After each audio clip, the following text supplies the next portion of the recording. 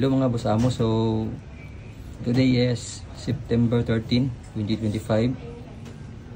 Flex ko lang yung dumating na stock natin na steering column assembly ng Honda City 2014 to 2020 model po. Yan. Push start and case start. Yun lamang po. Salamat po. Nakalimutan ko po palang ipakita yung yung sa socket niya.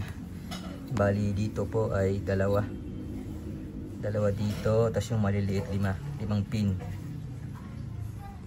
Ayan po.